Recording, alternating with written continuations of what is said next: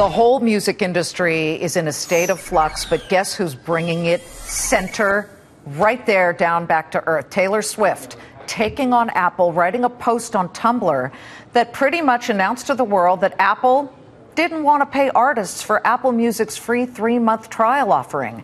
Here's the Tumblr. She called out Apple saying, "We don't ask for free iPhones, so don't ask us for free music." Yeah, how about that?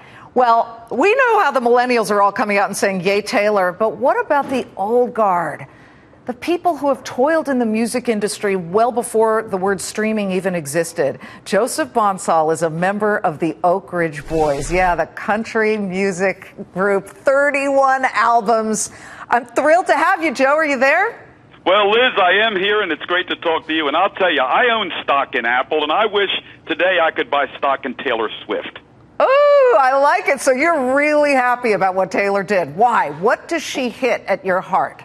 Well, you know, I've noticed all day that people are talking about the no free iPhones thing that she wrote, but actually she wrote a very beautiful, long, involved letter to Apple. And I thought her position was quite clear. I thought she did it quite well. I think she's a hero in this town right now. And she's right. It doesn't affect her as much. It probably doesn't affect the Ridge Boys as much, but there's a lot of young songwriters and producers and young artists that deserve to be paid. And for Apple to say, we're going to go 3 months and give this thing a trial and not pay anybody, I think was wrong. And Taylor attacked it on a positive note, and Apple responded in a positive note, I thought. So it all worked out quite well. Apple's going to pay now. Thank you, Taylor. Yeah, thank you, Taylor. But I just want you, Joe, to reach back. For people who don't understand the art of writing a song and why you should get paid for it, reach back to maybe your hit Elvira or Bobby Sue. You know, those were platinum-selling songs. What if somebody said, fine, we're just not going to pay you for that, even though people will get to listen to it?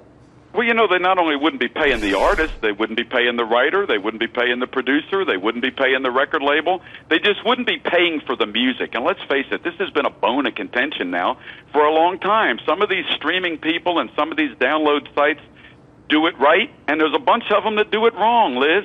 And it's just not fair to the young songwriters and the young artists in this town who work so very hard. I mean, you know, if you're a young artist in this business, when we signed with a major label years ago, it was like a 6 or 7 album deal, a development deal. Yeah. Today, man, these kids are signing a deal, and if their first record don't sell, they're out of here. That's it. And even if they get to a second album, they're probably not making any money unless they can last to a third album because of that magic word that record labels love called recoupable.